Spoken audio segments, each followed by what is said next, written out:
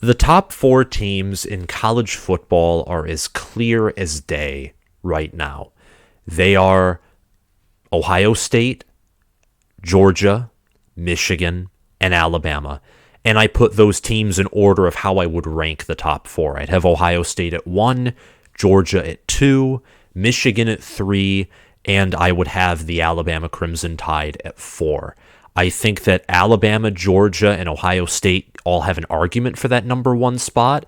I think Michigan, and part of it is because the fact they don't have nearly as much star talent as the other three. I think that Michigan has an argument to be as high as number 2. They haven't proven enough, both in their past and also their on-field play, to contend for that number 1 spot, in my opinion. But I think those are the absolute clear top 4. And I think Ohio State is the best of all of them.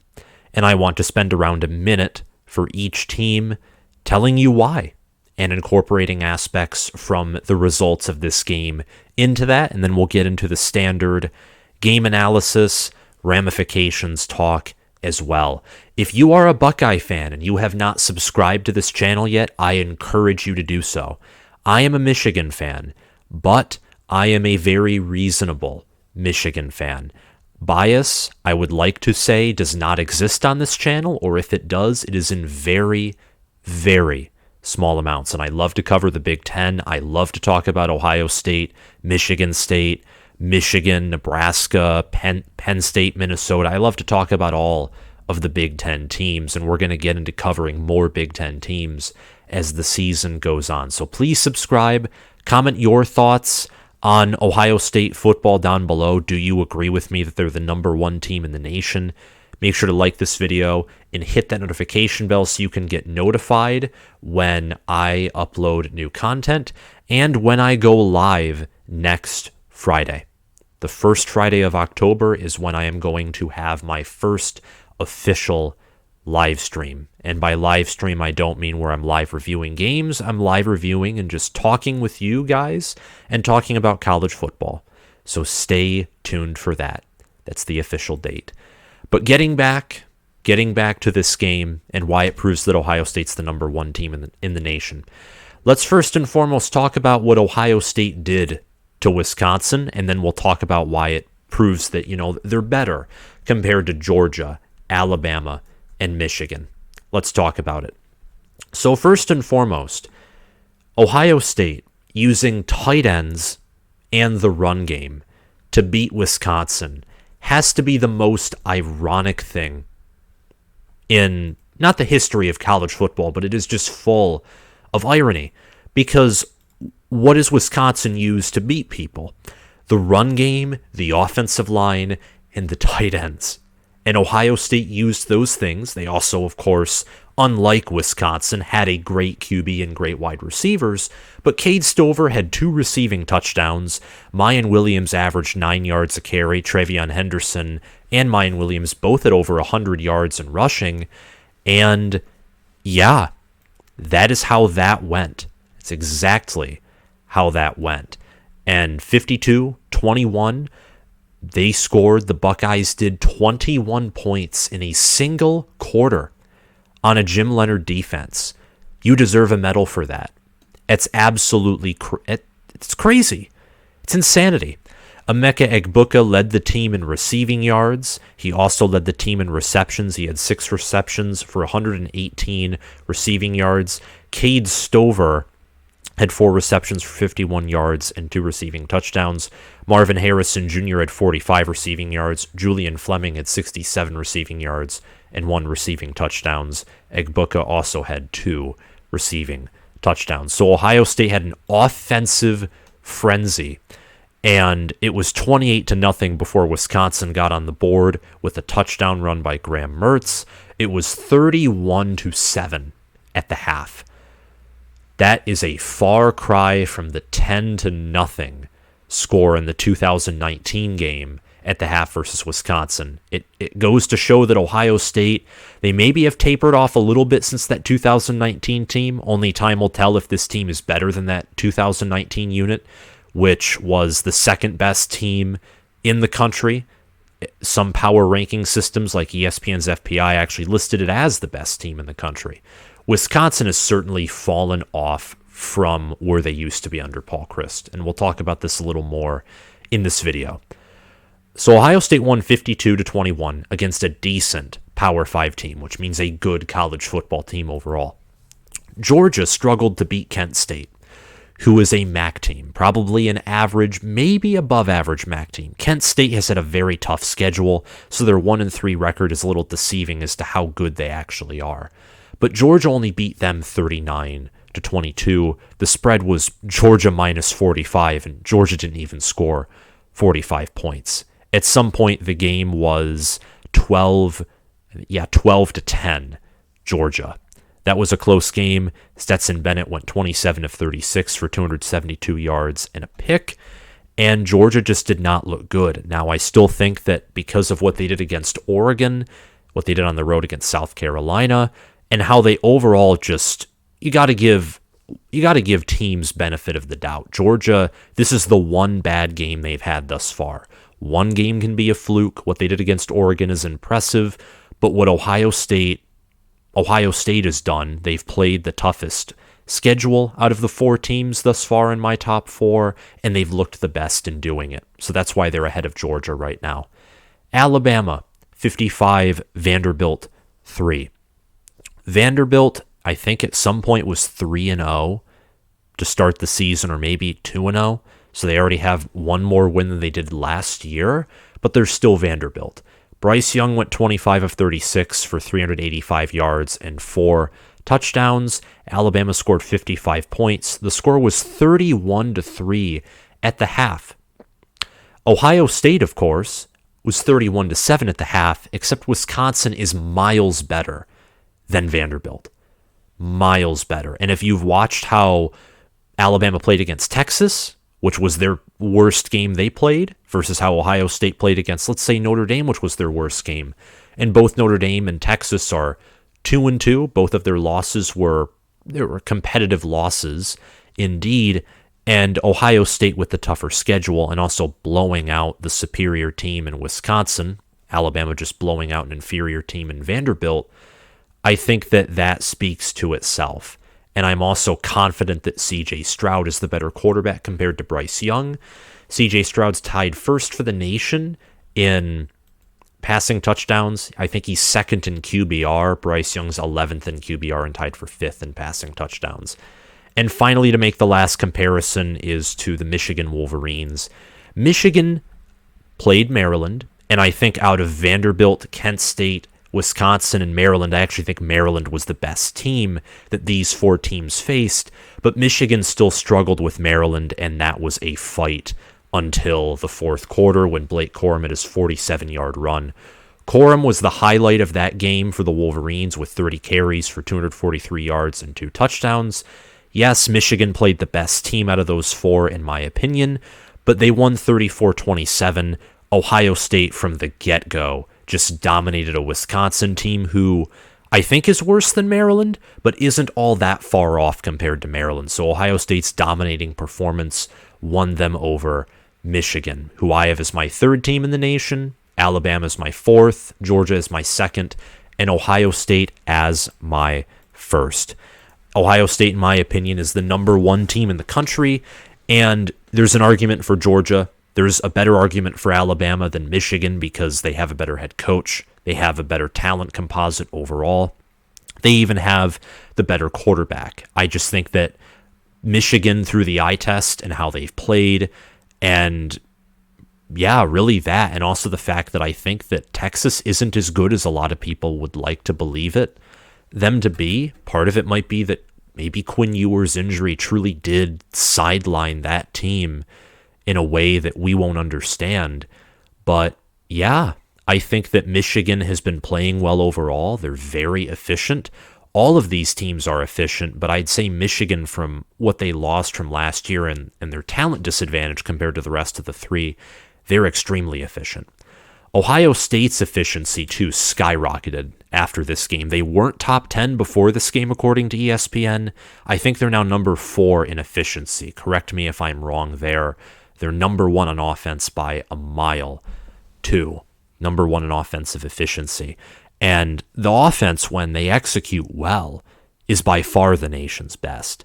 This team's B-plus game on offense is anyone else's A-plus game on offense. That's how good this offense is.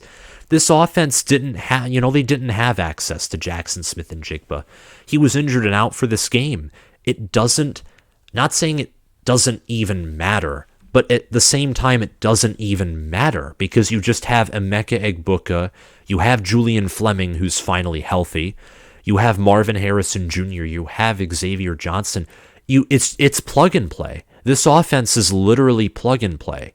And CJ Stroud, with the offensive line improvements that have occurred for this team, I mean, what Justin Fry has done with this O-line is impressive.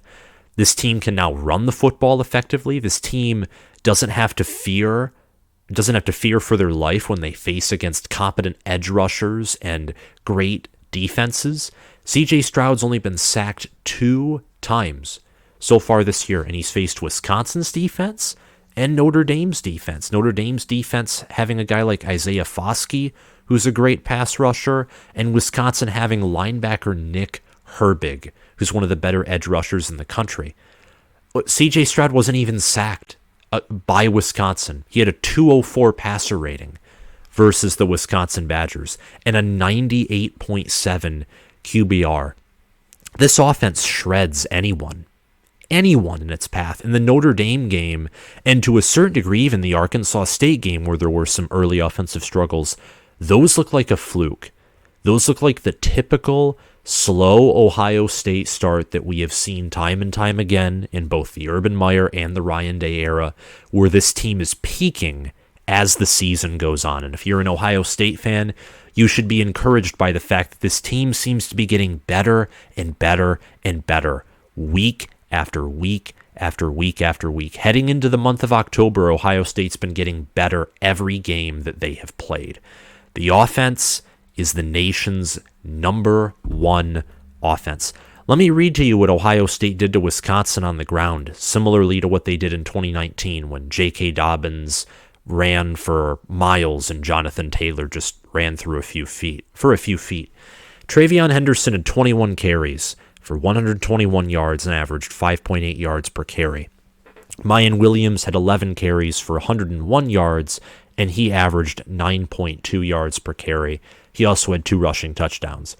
Braylon Allen had 23 carries for 165 yards, 7.2 yards per carry, and 1 rushing touchdown. But that factors in the 75-yard rushing touchdown by Allen, which was in the fourth quarter after the game was over. You take that out, 22 carries for 90 yards, no rushing touchdowns. That's not bad by any means, but that's not nearly as impressive as the box score shows, not at all. In fact, 90 divided by 22, that's 4.1 yards per rush. And Braylon Allen's a fantastic running back, him only averaging 4.1 yards per carry for the majority of the game up until that fourth quarter. That's a testament to how Ohio State's run defense has improved. Much better than the same unit that couldn't stop Hassan Haskins and Blake Corum last year, or Travis Dye and C.J. Verdell earlier in the 2021 year. Wisconsin has fallen far from where they once were. And as someone who used to be a fan of Paul Chryst, someone who's still a huge fan of Jim Leonhard, and just the identity of what Wisconsin football is, I don't know what to say. Wisconsin hasn't been competitive with Ohio State since that 2019 campaign, and by that I mean the Big Ten championship game. And even then, they in the second half didn't look like they deserved to be on the same field as the Buckeyes. They got outscored 27-0 in that game. So really, if you want to go even further back, got to go back to the 2016 season, which was Paul Chryst's second year, or go back to maybe the 2017 Big Ten championship game, which was more of a fight than the 2019 one. Paul Chryst started off 10-3, then 11-3, then 13-1, and then 8-5 in 2018, 10-4 in 2019, 4-3 in 2020, 9-4 last year. Wisconsin's 2-2 this year, 0-1 in conference. They lost at home to a Wazoo team who they're a decent Power 5 team, but they're not undefeated anymore. They choked versus the Oregon Ducks in what was a shootout in Pullman, Washington, I believe is where Wazoo is located. Wisconsin's fallen off. They've absolutely fallen off, and they need to improve their offense, because whatever they're doing on offense that used to work, it doesn't even matter that they have an NFL running back anymore. It just doesn't. It doesn't work anymore. The ramifications of this game is that Ohio State has solidified themselves as the rightful favorite in the Big Ten. That's number one. I think that this game proved that for now they are still better than Michigan. Michigan has a tough road test against Iowa. And who knows, if Maryland ends up being a 9-win team, which I think is possible, which would include Maryland going into Camp Randall and likely beating that Badger squad, then that might be a different story. We might look back and the week 4 matchups that we saw and might think, well, hey, Michigan beating a really good Maryland team here should have been like a sign. Even though they didn't play their best game, they still beat a good Maryland team, and from there, Michigan really improves. But for now, Ohio State is definitely 1A. I'd say Michigan's 1B, but they're not in the same tier. They're close. Closer than maybe some will say. Michigan's a contender, Ohio State's a contender. But Ohio State solidified themselves as the rightful favorite. Going back to my earlier point, it doesn't seem to matter if JSN is healthy or not. This wide receiver core feasts, and they beat and mercilessly shank, butcher, destroy, pummel. They do whatever they want to any secondary they face. And this is part of the reason I would favor them against, a team like Georgia, who lost so much on defense, even last year when Georgia crushed Michigan. I told people that even though I thought Michigan was the better team than Ohio State, if you put Ohio State against that Georgia team, there's a huge part of me that would have favored Ohio State in 2021 over Georgia in 2021 because the mismatch. Because look what Alabama did against that secondary when they had healthy wide receivers. And Ohio State had a superior pass game and a superior offensive line, and arguably a superior offense all around. The issue, of course, was the defense that year. But that's why I would favor Ohio State over anyone in the nation. No secondary can guard this group of wide receivers. None of them can. And with the improvements at offensive line, with the fact that Ryan Day has figured out how to utilize his tight ends, improvements in the run game, and with CJ Stroud playing even better than he did last year, who's stopping this team? Who's stopping this offense from scoring points on you? The answer is no one. You have to beat them. You have to either catch them on an off day, or you have to beat them at their own game, which very few teams in the country can beat them at their own game, or even contend with them at their own game. And those would be the other 3 teams that are in the top 4, the only teams that I think really have a chance to do that and to keep up with this Ohio State squad. Ohio State will wear down and eventually break other teams outside of that top 4 within a few quarters. Mayan Williams and Travion Henderson being a perfect example of that. Ohio State can run. They can go run heavy if needed and break you that way. Or they can pass heavy if they want and kill you by death through 1,000 paper cuts and then pouring beer over those paper cuts. That's what it feels like to be sliced by an elite pass game like the one that Ohio State has. And the Buckeye defense, too, you got to give them credit. They were excellent in pass coverage and run stop, holding Braylon Allen to 4 yards a carry, and Graham Mertz, who statistically in his first 3 games, and even currently, is statistically still much improved compared to last year. Last year he had a 121 passer rating. This year he has a 169 passer rating. Last year he was like close to 100th in QBR. This year he's 66th. So he's improved. And Ohio State shut down the pass game. Graham Mertz had a 15.4 quarterback rating.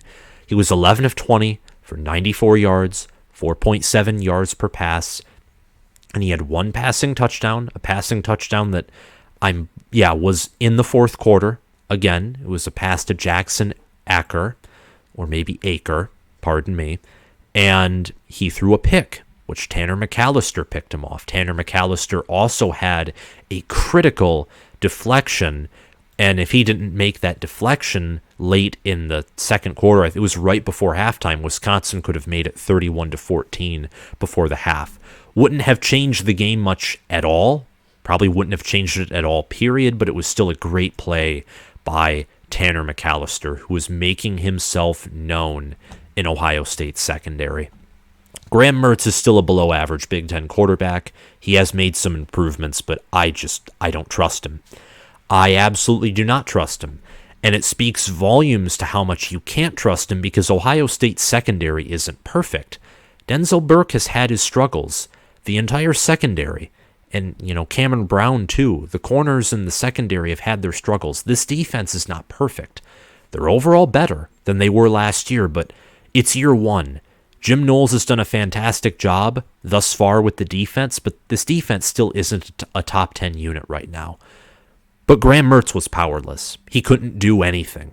He could not do anything, nor will he be able to do anything. He won't be able to do anything against Iowa, against Minnesota. I mean, imagine how bad he will look against Iowa and against Minnesota. Imagine what Tyler Nubin and Jordan Howden from Minnesota and how Riley Moss from Iowa. Imagine the war crimes they will commit to his passes, just repeatedly picking him off. He's not good. And finally, Wisconsin.